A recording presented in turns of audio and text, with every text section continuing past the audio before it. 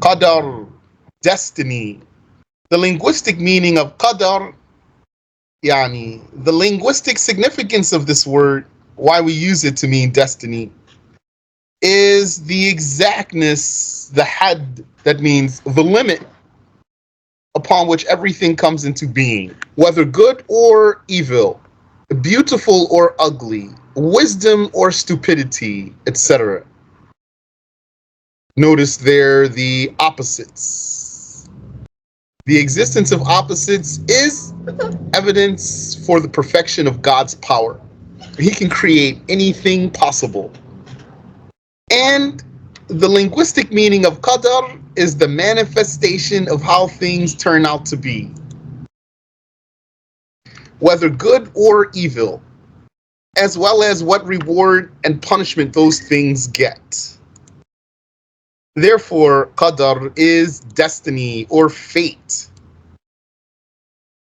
The Shaykh said in the explanation of As-Sirat, وَيُقَالُ بِعِبَارَةٍ أُخْرَى القدر هو جعل كل شيء على ما هو عليه.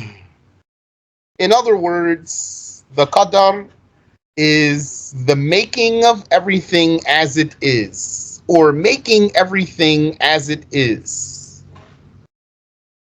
The people of truth said that everything exists by God's will. Is specifying its existence at its particular time with its particular qualities. Because the function of the will is specification, making everything one way or another way. That means one possible way or some other possible way. That's why everything around us has shapes and colors and its own properties. This one is rough, this one is smooth, this one's soft, this one's hard, this thing's big, this thing's small, this one's black, that one's white, etc. This thing is round, that one is square, etc., etc., etc. Had things existed without a creator, then no thing would have been different from any other thing. His will is his specifying its existence at its particular time with its particular qualities, specifying its takhsis. They happened as he knew. That means in accordance with. As here means in accordance with what he knew. Because as you know, his knowledge is not an effective attribute. So when we say he creates by his knowledge, means in accordance with his knowledge. And by his destining, his taqdeer, which is his management, his tadbir. Among the linguists who said that the taqdeer is the tadbir is az-zajjaj. His management, his tadbir, is not thinking or contemplation, because you might say about a human. Tadabbara, here it means he thought, he pondered. It doesn't mean he managed. Because thinking is an event and a feature of some creations. So rather his tadbir is management, which is destining. That means making everything as it is. His decree is his creating, his qada. By it, every element of the world came into existence. Most Ash'ari said the qada is the eternal will's systemization and arrangement of events. The will's systemization and arrangement of events and occurrences in a particular order. And the qadar is the will's relation or pertinence to things at their specific moments. Those statements maybe, if they're not clear for you as I just read them, maybe you need to just review and study and ponder on the meanings of those words.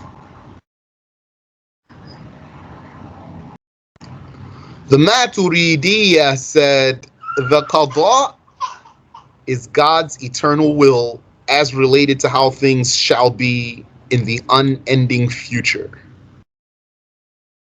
And his qadar is the creating of those things with specific measurements in themselves and their circumstances. The knowledge, power, and will are his attributes by which he brings creations forth from nothingness into being. Yani, for the knowledge means in accordance with his knowledge, like we said. Power, the function of the power is to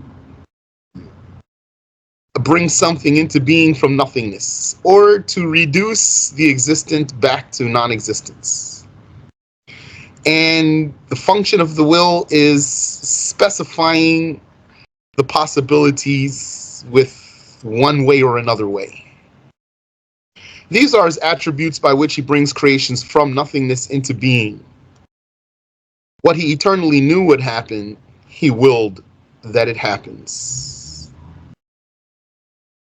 Whatever he willed to happen, happens by his power. He knows what he willed and did not will other than what he knew. And his power pertains to whatever his will pertains. So as you can see in these last few lines that we read, we went back and forth between three attributes.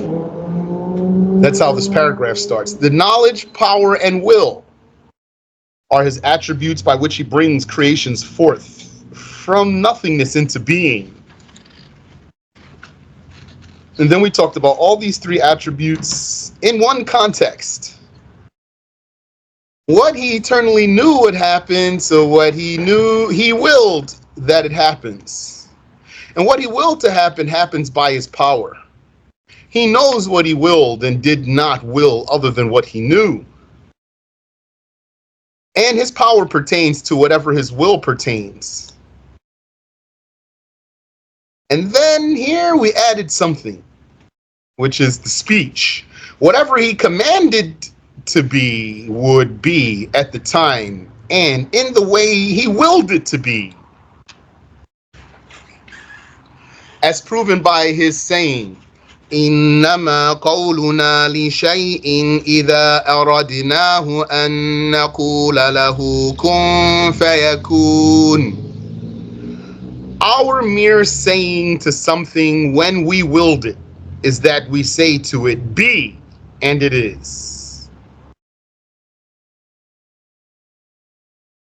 Here's a footnote. The reality is that speech is different from will and different from knowledge. Because Allah said this ayah that we just recited.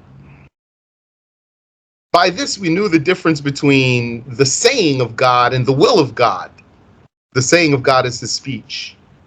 And speech is also different from knowledge, because one may inform about what he does not know. Rather, he knows what is different. Because one may inform about that which he does not know, and rather he knows what is different from that about which he is informing. So, knowledge and speech are different. This is just as one may order command with what he does not want. Yani, commanding and willing are different too. Like he who orders his slave to do something so to show that his slave does not obey.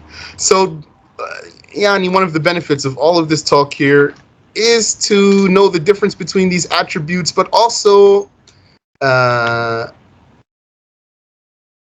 what makes them relevant to each other also. I mean, when I say relevant to each other, I mean in some context, which in particular is here, yani, context here means topic. What makes them relevant in some topic? The topic here is destiny. So don't forget, Allah Ta'ala has attributes that are inclusive of other attributes. Like his attribute of godhood is inclusive of all of his attributes. And also, he has an attribute called ihata. Ihata, encompassment, if you want to translate it literally. This attribute includes knowledge and hearing and sight and power. So there are some attributes of Allah. If you want to explain them, then you're going to explain them by explaining other attributes, meaning more than one attribute to explain the meaning of some attribute. That's what we're doing here.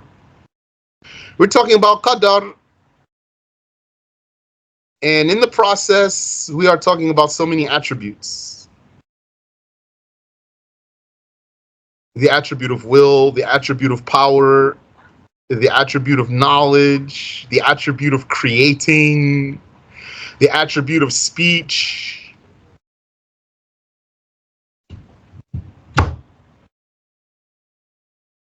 And Nasafi said, that's the theologian, the author of the Creedal Manual, وهي كلها بإرادته ومشيئته وحكمه وقضيته وتقديره. All of the deeds of the slaves,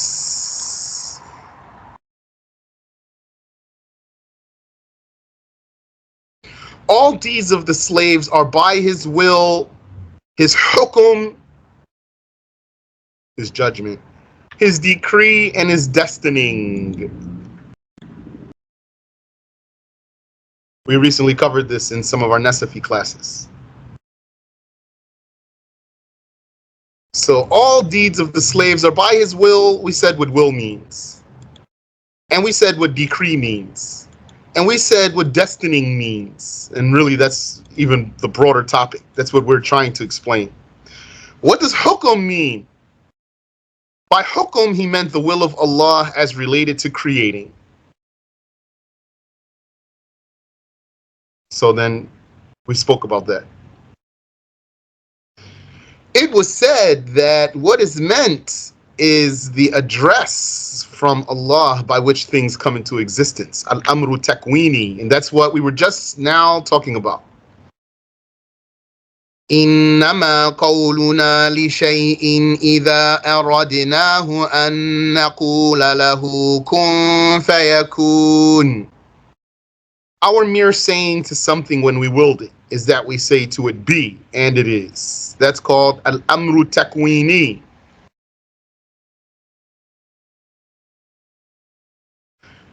The creating address, not the address of accountability.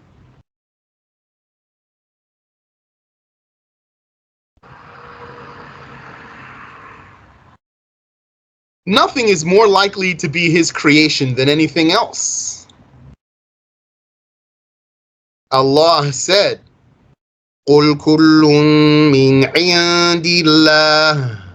O Muhammad, say everything is from Allah.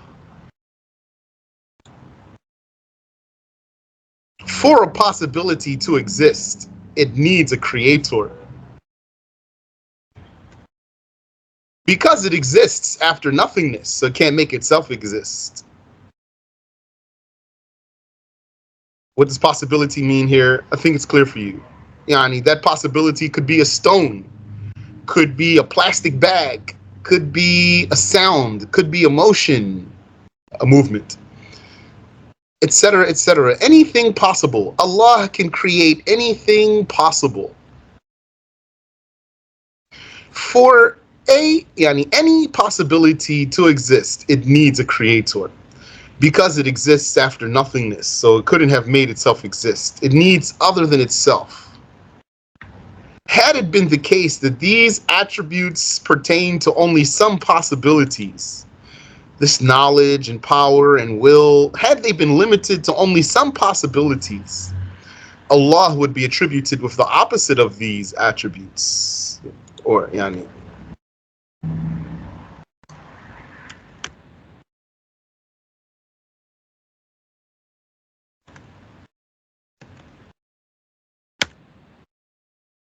Allah would be attributed with their opposites, ignorance and powerlessness, and being forced. Ignorance is the opposite of knowledge. Powerlessness or weakness is the opposite of power. Being forced is the opposite of will. So had these attributes pertain to only some possibilities, then Allah would be attributed with their opposites, ignorance and powerlessness, because they would not pertain to other possibilities. Like some possibilities like good deeds. Someone might say, yes, he knows and he has power and will over the good deeds and the good things. If that were the case, that it's limited, then it means he has ignorance and powerlessness pertaining to evil things. So had his attributes pertain to only some possibilities, then he would be attributed with the opposites of these attributes, because they would not pertain to other possibilities. This is imperfection, and imperfection is impossible for God. Al-Qayyum. Moreover, this entails that Allah was specified for his attributes to pertain to only some possibilities and not others, then it means he's specified.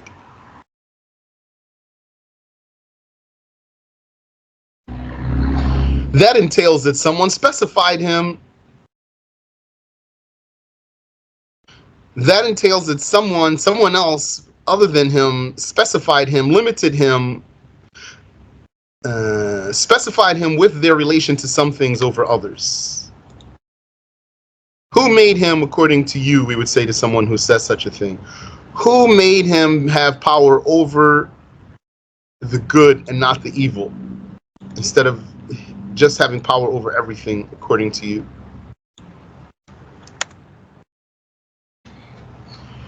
It is impossible that the necessary self be specified by anyone. Acceptance of specification, of acceptance of specs, is createdness. It is itself createdness. By this, it would be clear that the attributes of will, power, and knowledge are all inclusive. Al-Tahawi said, وَكُلُّ شَيْءٍ يَجْرِي بِمَشِيئَةِ اللَّهِ تَعَالَى وَعِلْمِهِ وَقَضَائِهِ وَقَدَرِهِ. Everything runs by the will of Allah, the Exalted, his knowledge, his ruling, which is his decree, and his destining.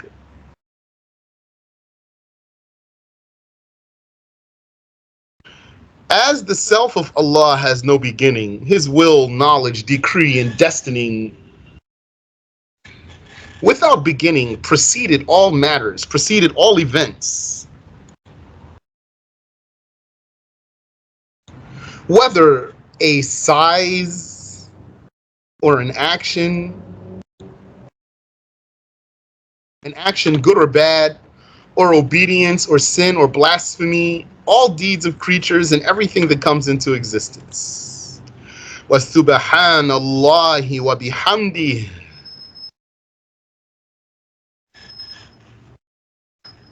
So that's the introduction to talk about qadar generally. Now we want to talk about some Arabic words. Taqdir and maqdur. Taqdir and maqdur. The taqdir and the maqdur. We are ordered to believe in the qadar. But this word has two meanings. Taqdir, which is destining, which Ash-Shafi'i defined as the will of Allah. And maqdur, which means destined, that which is destined. So taqdir is the source noun, masdar. Maqdur is maf'ul, receiver. That's what these patterns mean. Taqdir is pattern for source noun. And maqdur is pattern for receiver. Maf'ul, maqdur. So the taqdir, it is the destining, or destiny, if you want,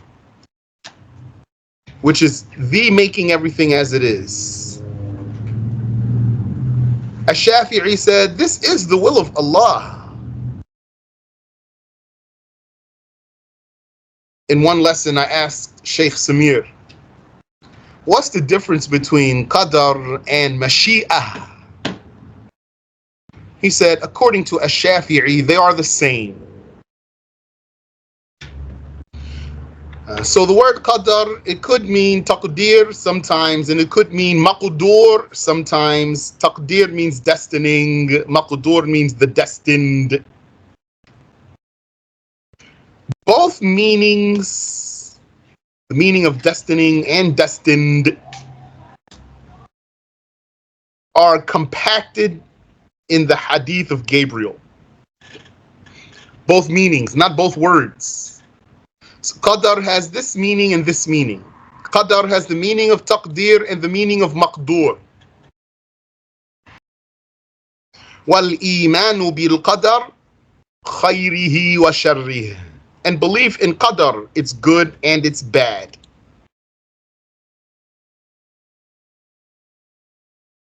Here, when believing in the qadar was included amongst the things in which we must have faith, believing in qadar, it's good and it's evil, so there's something we have to believe in called qadar. When believing in qadar was included amongst the things in which we must have faith, but qadar, the word qadar can have two meanings. Then which meaning is meant here? Then either we must believe in God's attribute of destining, taqdir, which is his qada, his decree, or we have to believe in the created destined matter, which is the maqdur. These are the two meanings of qadar, taqdir or maqdur.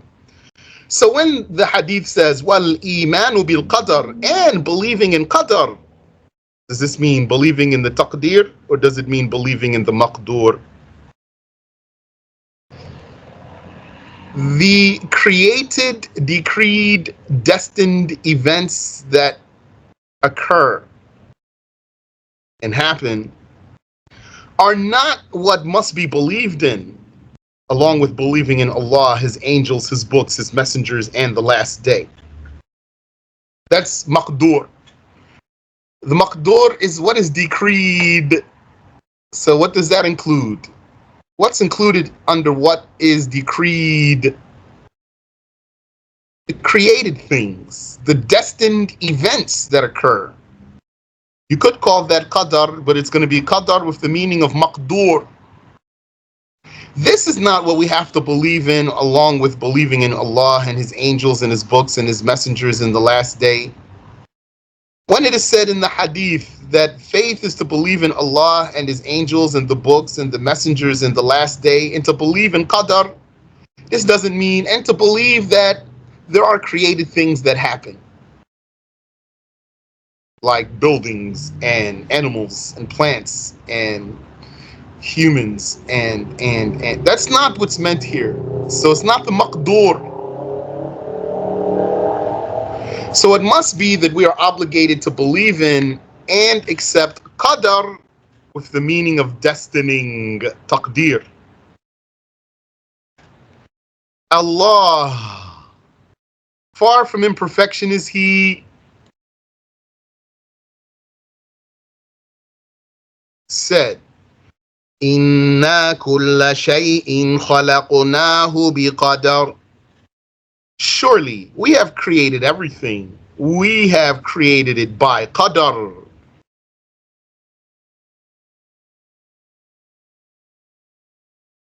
So that's textual evidence for you where qadar means taqdir.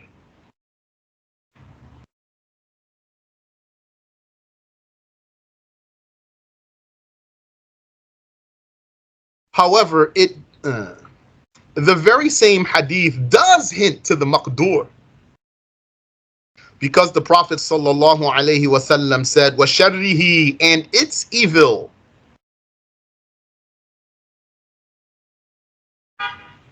So it's evil, then this is a hint to the destined events. It is impossible that this means the evil of Allah's attribute of qadar. So although the pronoun in its evil indeed goes back to al-qadar in the hadith, wal-imanu bil-qadar, believing in the qadar, it's good and it's evil, the qadar is good and the qadar is evil. So it's evil, the word it goes back to qadar, yeah, that's true, but it does so in a way that it gives al-qadar a second meaning, which is the maqdur. The maqdur, which is the created, ordained, decreed thing. Footnote. This is called in Arabic al-istikhdam. It is for a word in the sentence to have a meaning. When you first pass over the word, it has a meaning. And then for a pronoun to refer back to the same word. Yani, as you progress in the sentence, you come to a pronoun. This pronoun goes back to the word that you already said, but with a second meaning, a different meaning. So istikhdam is for a word to have a meaning when you first pass over it. Like in this hadith. Wal imanu bil qadar, and believing in qadar, that means taqdir, the destining. That's what it means when you first come upon it. Khayrihi wa sharrihi, it's good and it's evil. So the pronoun in it's evil, it does go back to the word qadar, but it goes back with the second meaning, not the first meaning it meant when you first came upon it. When you say it's evil, now it's talking about the maqdur, the destined. So this is a style in Arabic. I personally don't know something equivalent to it in English.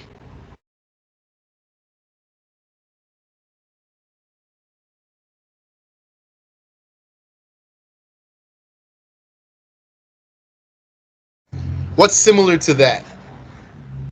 The ayah about fasting. Allah Ta'ala says, فَمَنْ شَهِدَ مِنْكُمُ الشَّهْرَ فَلْيَصُمْهُ.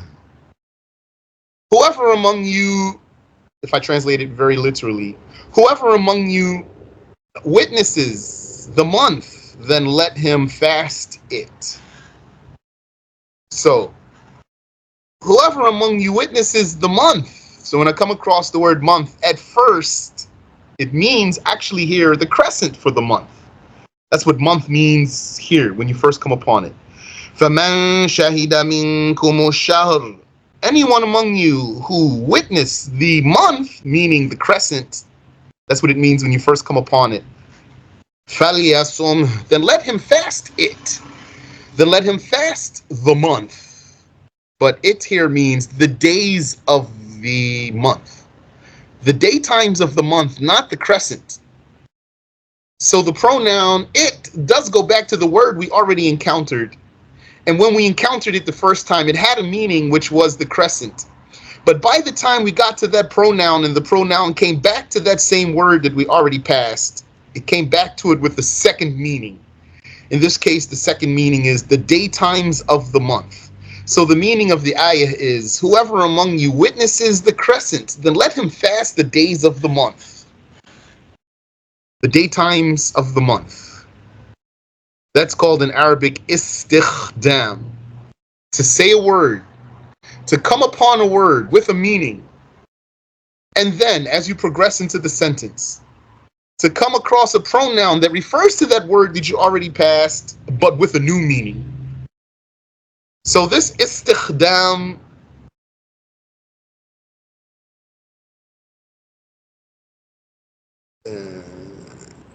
it is present in the hadith of Gabriel.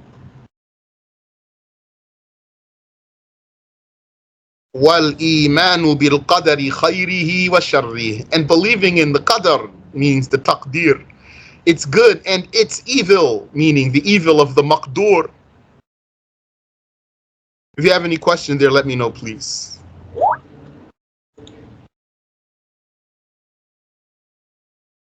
He said, does taqdeer have another meaning as fate? Because I hear people say a statement like, it was written in my taqdeer, fate, as what happened. Yeah, well, it's already mentioned here. Therefore, it is destiny, semicolon, fate. So just two different words.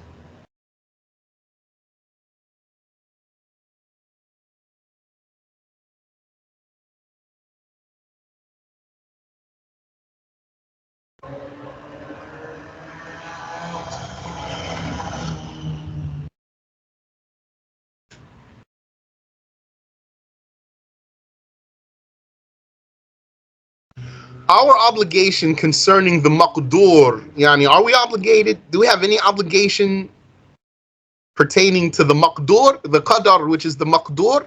Yes. It is to love the good that has been destined and to hate the evil that has been destined. All of it, the good and evil, is by the taqdir, but only the good is by his acceptance. The evil is not.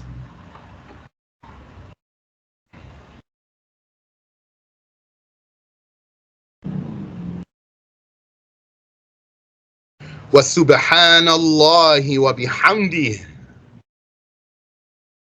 So then that leads us right into talking about good and evil. But under the topic of destiny, Al-Tahawi said, وَالْخَيْرُ وَالشَّرُّ مُقَدَّرَانِ عَلَى الْعِبَادِ. Good and evil are both ordained for the slaves. Both good and evil are maqdur, destined for the slaves. Our scholars differed.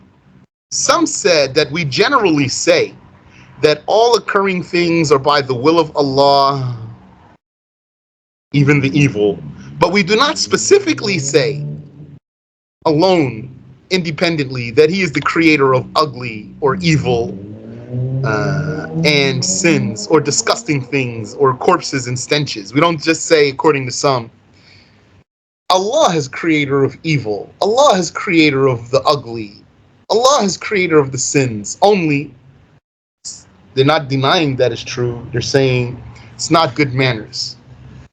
This is bad manners or bad etiquette. Muslims like the word etiquette.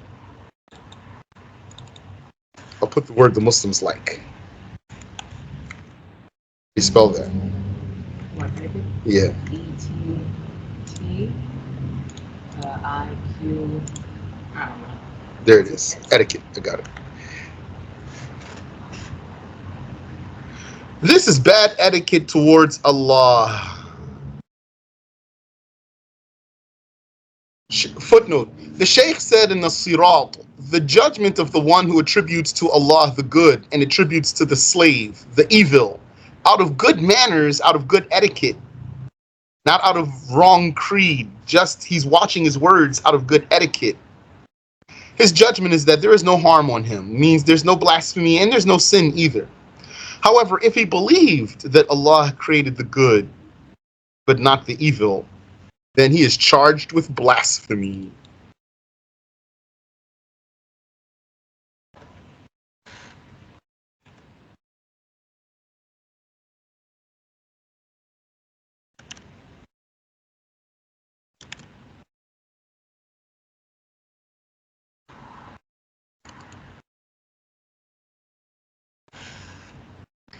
Some said that we do say that specifically, but with befitting connotations. Yani some said we do say Allah created the evil independently with no problem here. We even specifically say that he willed blasphemy from the blasphemer as an evil, ugly, prohibited acquisition for the blasphemer, just as he willed the belief from the believer as a good, commanded acquisition for the believer. This is the choice of Sheikh Abu Mansur al-Maturidi, may Allah have mercy upon him, and likewise says al-Ash'ari. that you can say specifically and independently that Allah is creator of evil, that Allah is creator of ugly. وَسُبْحَانَ اللَّهِ وَبِحَمْدِهِ. But still, though, all that I've learned is that when it came to the names of Allah, Ad-Darun Nafi', you don't say Allah is Ad-Dar only. Ad-Dar means harmer, harm creator. And Nafi' means benefitor or benefit creator. So we learned that you don't say Ya Dar only, even though that's one of the 99 names. You mention this name along with the name that comes after it, Ad-Darun Nafi'. And I sought another saying, and I haven't found one. I sought it by asking and by very small research reading. I didn't find anything. And I was told that, I don't remember that I saw it myself, that this prohibition that I'm telling you about is documented by Al-Bayhaqi in Al-Asma' wa Sifat, if I'm not mistaken. So we'll review, inshallah. وَسُبْحَانَ اللَّهِ وَبِحَمْدِهِ. Now, under this same chapter of destiny, we want to talk about Al-Amr, the command. God's will, which is his destining according to Ash-Shafi'i, does not follow his Amr, his demand. That's if it refers to an obligation. Or his command, or his order. Amr here, footnote. One of the reasons for the misguidance of the Mu'tazila is that they mixed the issue of the will of Allah and the order of Allah. It's the same according to them. So they fell into massive blunder.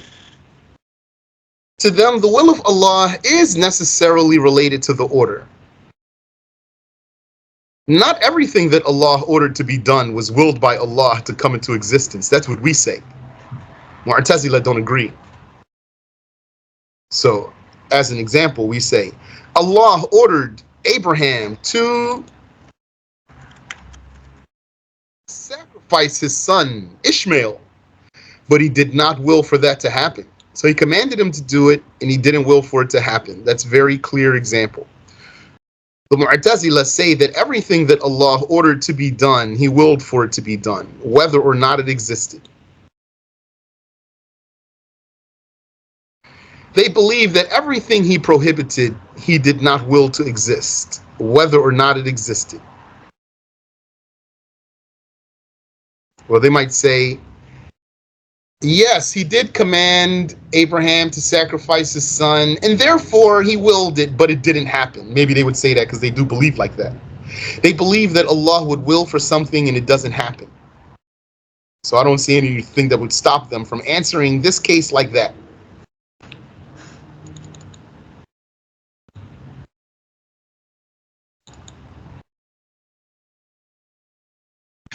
In fact, there are 4 matters pertaining to the will and the order. So now we want to consider both the will and the order. What do we say if we consider both of these together? The will, that's his attribute by which he specifies. And his order is what? Is his speech. His order or his command is his speech. As the Shaykh listed in the Sirat, and this is where we got this from. What was ordered or commanded and willed? Such as the belief of the believers and the obedience of the obedient. He ordered belief and he ordered obedience. And he willed for the believers to believe and for the obedient to have obedience. 2, what was willed but not commanded, like the sin of the sinners and the blasphemy of the blasphemers. He willed such sins because they happened, and blasphemy, but he did not command them. However, Allah does not accept blasphemy even though he willed it. As he said, وَلَا يَرْضَى لِعِبَادِهِ الْكُفْرِ. He does not accept blasphemy for his slaves. The third is what was commanded but not willed, such as belief. From who shall die on blasphemy. And the fourth is what was not commanded or willed, which is blasphemy from prophets and angels, neither commanded nor willed. It is not said, how could Allah torture the sinners in the hereafter for their sins that he willed for them to fall into? This is not said. Yani, this cannot be posed as an objection. That's what it means. Let's say, it is not permissible to pose an objection. How could Allah torture the sinners in the hereafter for their sins that he willed for them to fall into? It's possible someone might ask this question not out of objection, but seeking clarity, because this is the most obscure case in the science of the creed. Let the believer stop at the saying of Allah means the believer, he can't object here. Rather, what should he do? He should stop here where Allah says, لا يسأل عما يفعل وهم يسألون. He is not questioned about what he does. They are questioned. I think the word question is better here than asked. Because if someone is questioning you, is asking you out of objection, what might you say? You might say, you question me? I don't think you'd say, you ask me? You'd say, you question me? So we're going to put the word question here. He is not questioned about what he does. They are questioned. According to the Mu'tazila, the order is the will. Everything that Allah ordered, he also willed, whether or not it actually took place. And that's a massive blunder. Footnote.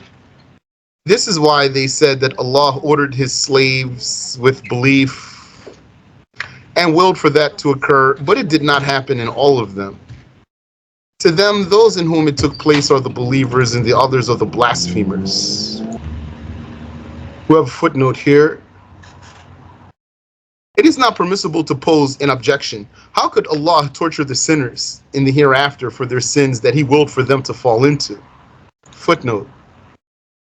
If it were said, if Allah created the deed, how would he punish the slave for what he created?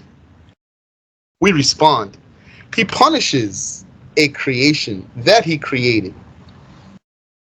And his punishment for what he created is not more far-fetched than his punishment of who he created. That's very lofty right there. You might need to sit on that. He does what he willed and judges as he willed. He is not questioned about what he does. Rather, they will be questioned.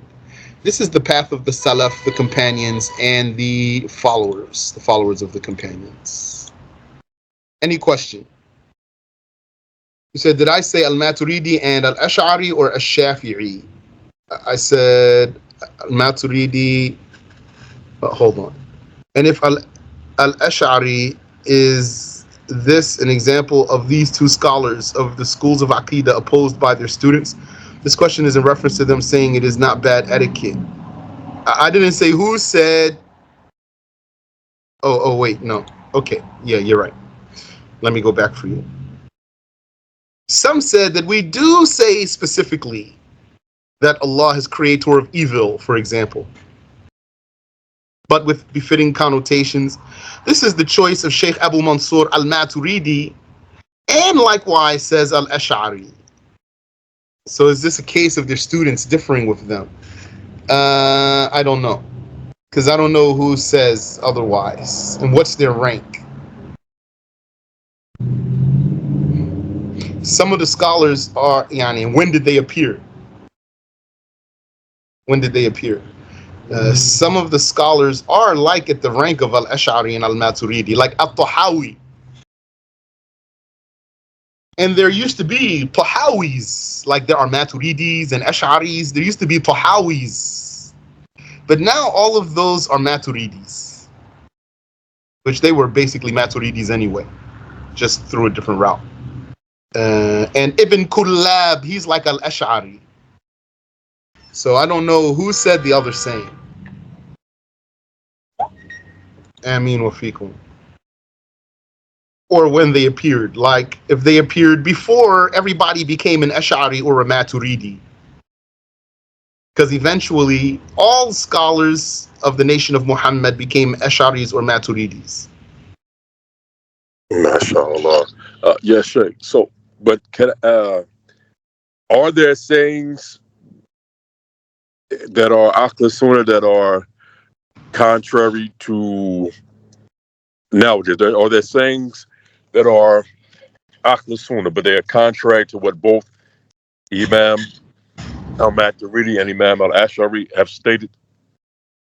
Possibly. Because there's sayings of some high-ranking scholars, but before Sunni scholars of Ahlul Sunnah, but before Al-Ash'ari and Al-Maturidi appeared, and they didn't become mainstream. So the scholars mentioned them, that it was said, and it's not something that really is regarded, such as saying that some of the genies were prophets. This saying is before Al-Ash'ari and Al-Maturidi. And it's not really circulated as a belief of Ahlul Sunnah, but it was said. Because that saying is from the time of some of the Tabi'un. Barakallahu feekum. Ameen wa fikum. Wa subhanallahi wa bihamdih.